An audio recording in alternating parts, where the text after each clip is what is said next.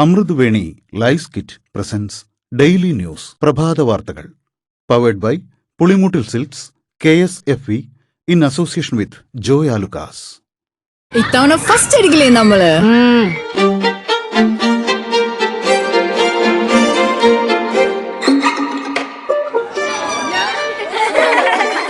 കുട്ടികൾക്കൊക്കെ പെയിൻ ശല്യം ഉണ്ടാകും. അതുകൊണ്ട് ലൈസ് കിറ്റ് ഉപയോഗിച്ച് ക്ലാസ്സിൽ വരാൻ പ്രത്യേക ശ്രദ്ധിക്കണം. ലൈസ് കിറ്റ് ലൈസ് റിമൂവർ പെയിൻ ശല്യത്തിൽ നിന്നും ഉടനടി ആശ്വാസം.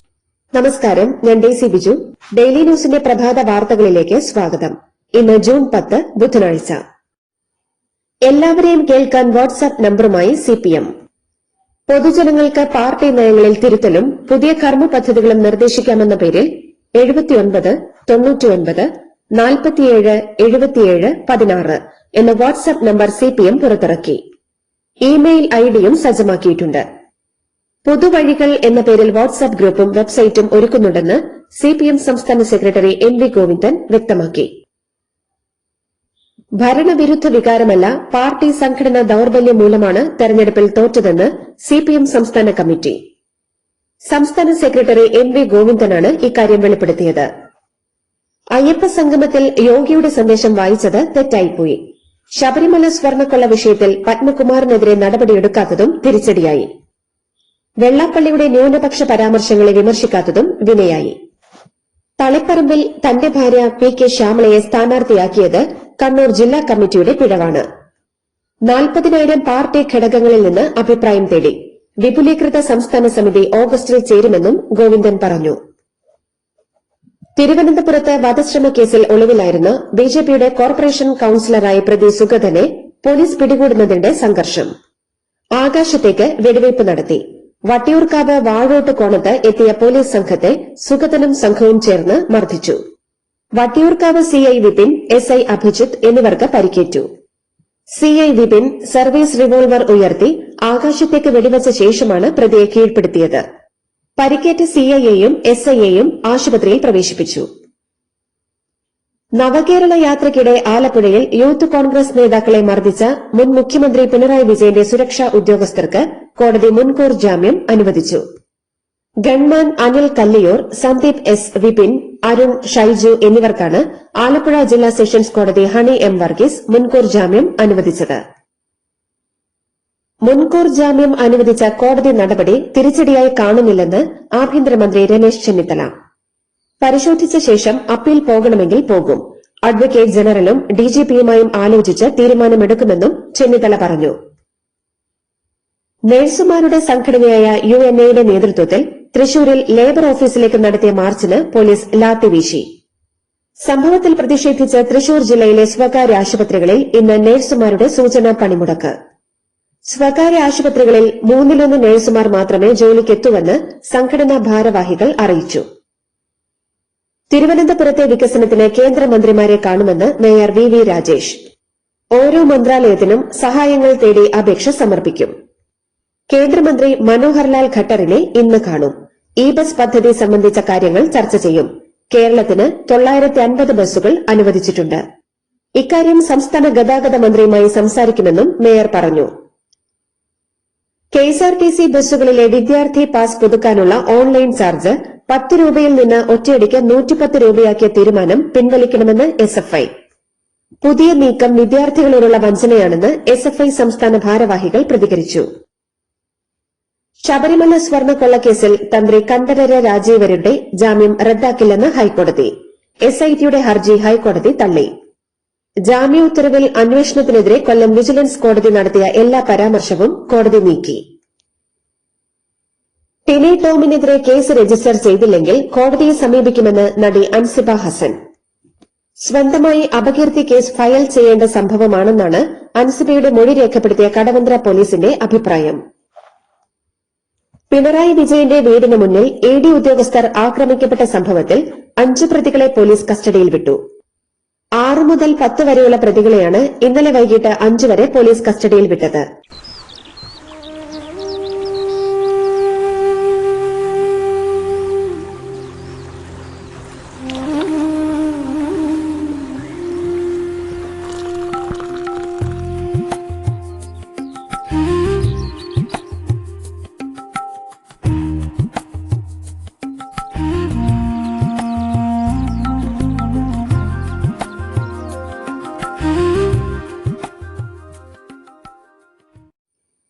സിപിഎം തിരുവനന്തപുരം ജില്ലാ സെക്രട്ടറിയായി വി ജോയി എംഎൽഎ തുടരാൻ ധാരണയായി.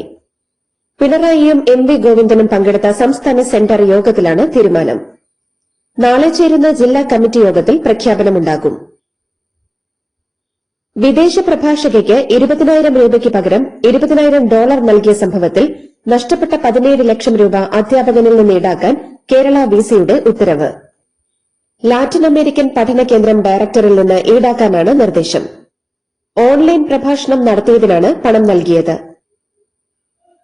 കേന്ദ്രമന്ത്രിയാകുമോ എന്ന ചോദ്യത്തിന് ഉത്തരവുമായി ബിജെപി നേതാവ് K Surendran.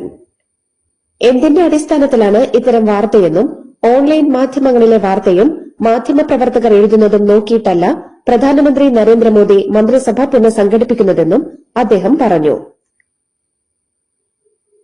SNDP general secretary Vellappally നടേശനെതിരെ രൂക്ഷ വിമർശനവുമായി സിപിഎം നേതാവ് പി ജയരാജൻ.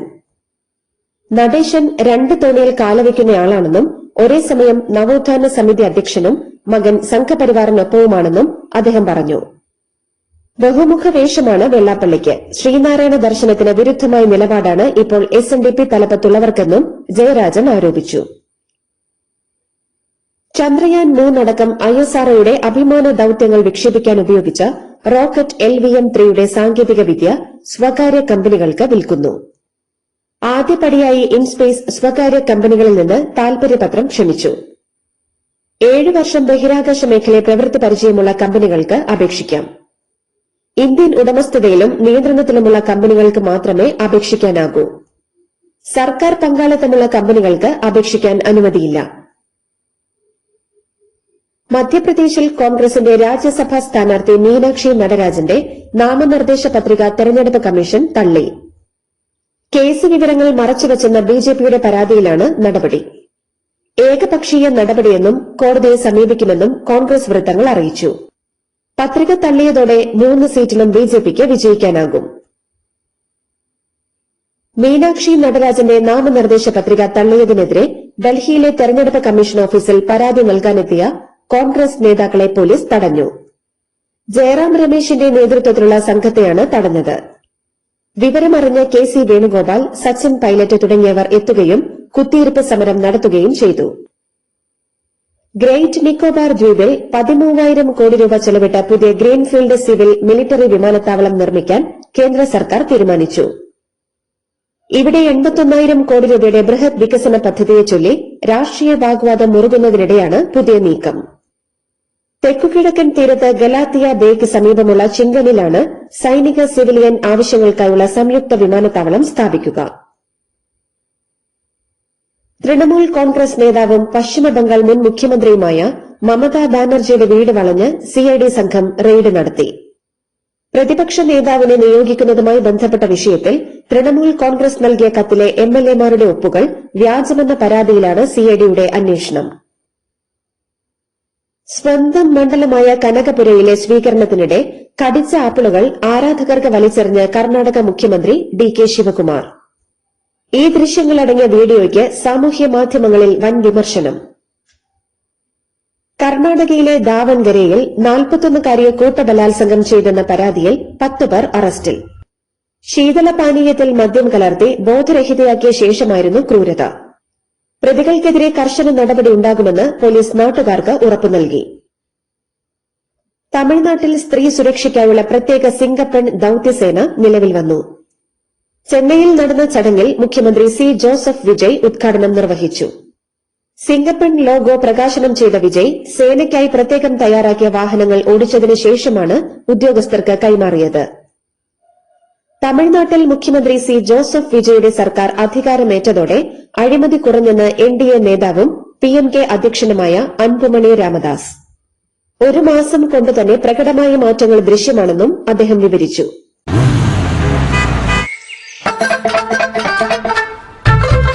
എല്ലാവർക്കും വന്നു ഡാൻഡ്രഫ് എന്തു ചെയ്യും ചേട്ടാ, പേടിക്കണ്ട ഇവിടുണ്ടല്ലോ ഡാൻഡ്രോക്കിൻ ഓയിൽ, ഉടനടി മാറും ടാലന്റ്, ഉപയോഗിക്കൂ വേഗം. അമൃത്വേനി ഡാൻഡ്രോക്വെറ്റ്, the ultimate dandruff solution. India സഖ്യയോഗത്തിന് മുന്നോടിയായി രാഹുൽ ഗാന്ധിക്കെതിരെ ഫ്ലെക്സ് ബോർഡുകൾ സ്ഥാപിച്ചത് തങ്ങളാണെന്ന് DMK. പാർട്ടി മുഖപത്രമായ മിരശൊലിയിലൂടെയാണ് ഈ വെളിപ്പെടുത്തൽ. പ്രവർത്തകരുടെ വികാരം അറിയിച്ചതാണെന്നും ഡിഎംകെ വ്യക്തമാക്കി. നഴ്സിംഗ് സമൂഹത്തെ അധിക്ഷേപിച്ച നടിയും എംപിയുമായ കങ്കണ റണാവത്തിനെതിരെ യൂത്ത് കോൺഗ്രസ് ലോക്സഭാ സ്പീക്കർ ഓം ബിർളയ്ക്ക് പരാതി നൽകി. യൂത്ത് കോൺഗ്രസ് ഡൽഹി പ്രദേശ് മുൻ വക്താവായ വിനീത് തോമസാണ് സ്പീക്കർക്ക് കത്തയച്ചത്. വ്യവസായിയെ ബ്ലാക്ക്മെയിൽ ചെയ്ത് 2 വർഷത്തിനിടെ 2.77 കോടി രൂപ തട്ടിയെടുത്തെന്ന കേസിൽ യൂത്ത് കോൺഗ്രസ് ഭാരവാഹിയും കൂട്ടാളിയും അറസ്റ്റിലായി.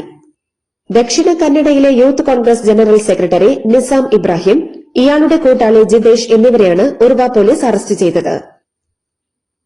ഡൽഹിയിൽ പൊടിക്കാറ്റ്, മണിക്കൂറിൽ 111 കിലോമീറ്റർ വേഗതയിൽ കാറ്റടിക്കാൻ സാധ്യതയെന്നും മുന്നറിയിപ്പ്. ഇവിടങ്ങളിൽ മിതമായ മഴയും ശക്തമായ ഇടിമിന്നലും ഉണ്ടാകുമെന്ന് കാലാവസ്ഥാ വകുപ്പ് പ്രവചിച്ചു. ഒമാനിൽ നിന്ന് അറബിക്കടലിനടിയിലൂടെ ഗുജറാത്തിലേക്ക് ഏകദേശം 2000 കിലോമീറ്റർ നീളമുള്ള വാതക പൈപ്പ് ലൈൻ സ്ഥാപിക്കാനുള്ള പദ്ധതിയുമായി കേന്ദ്ര സർക്കാർ. 30 വർഷമായി ചർച്ചകൾ നടക്കുന്ന പദ്ധതിയാണ് ഇത്. ഒമാൻ തീരത്ത് അമേരിക്കൻ സൈന്യത്തിന്റെ അപ്പാച്ചെ ഹെലികോപ്റ്റർ തകർന്നു വീണു. ഇതിന് പിറകെ ഇറാനെതിരെ അമേരിക്ക സൈനിക നീക്കം ആരംഭിച്ചു. ഇറാൻ അതിർത്തിക്ക് സമീപമുള്ള വിദേശ സേനകൾ സ്ഥലം വിട്ടില്ലെങ്കിൽ ആളപായത്തിന് സാധ്യതയെന്ന മുന്നറിയിപ്പുമായി ഇറാൻ. എത്രയും വേഗം ഇറാൻ അതിർത്തി പ്രദേശങ്ങളിൽ നിന്ന് പിൻവാങ്ങണമെന്ന് ഇറാൻ ആവശ്യപ്പെട്ടു. പാക് അധീന കശ്മീരിലെ റാവലക്കോട്ടിൽ നിരോധിച്ച ജനകീയ കൂട്ടായ്മയായ ജോയിന്റ് അവാമി ആക്ഷൻ കമ്മിറ്റി പ്രവർത്തകരും പാകിസ്ഥാൻ സുരക്ഷാ സേനയും തമ്മിലുണ്ടായ കടുത്ത ഏറ്റുമുട്ടലിൽ 30 പേർ കൊല്ലപ്പെട്ടു. 200-ലേറെ പേർക്ക് പരിക്കേറ്റു. കേരള ക്രിക്കറ്റ് ലീഗിന്റെ 3ാം സീസൺ ഓഗസ്റ്റ് 20 മുതൽ സെപ്റ്റംബർ 5 വരെ തിരുവനന്തപുരത്ത് നടക്കും. താരലേലം ജൂലൈ ആദ്യവാരം നടത്താനും ഫ്രാഞ്ചൈസി ഉടമകളുടെ യോഗത്തിൽ തീരുമാനമായി. അയർലൻഡ്, ഇംഗ്ലണ്ട് പര്യടനങ്ങൾക്കുള്ള ടീമിൽ നിന്ന് ഇന്ത്യൻ പേസർ മുഹമ്മദ് സിറാജ് ഒഴിവായി. ജോലിഭാരം കണക്കിലെടുത്ത് ബിസിസിഐ താരത്തിന് വിശ്രമം അനുവദിക്കുകയായിരുന്നു. പ്രസിദ്ധ് കൃഷ്ണയാണ് പകരക്കാരനായി ടീമിലെത്തിയത്. ലോകകപ്പിൽ പന്തുരുളാൻ ഇനി മണിക്കൂറുകളുടെ മാത്രം കാത്തിരിപ്പ്. ലോകകപ്പ് ഫുട്ബോളിന്റെ 23ാം പതിപ്പിന് ഇന്ത്യൻ സമയം വെള്ളിയാഴ്ച പുലർച്ചെ 12:30 തുടക്കമാകും. ആതിഥേയ രാജ്യങ്ങളിലൊന്നായ മെക്സിക്കോയും ദക്ഷിണാഫ്രിക്കയും തമ്മിലാണ് ആദ്യ പോരാട്ടം. July 19 final. ഇതോടുകൂടി ഡെയിലി ന്യൂസിന്റെ ഇന്നത്തെ പ്രഭാത വാർത്തകൾ സമാപിക്കുന്നു. ഡെയിലി ന്യൂസിന് വേണ്ടി വാർത്തകൾ വായിച്ചത് ഡെയ്സി ബിജു. ഡെയിലി ന്യൂസ് ലൈവ്.in വാർത്തകൾ വിരൽ തുമ്പിൽ.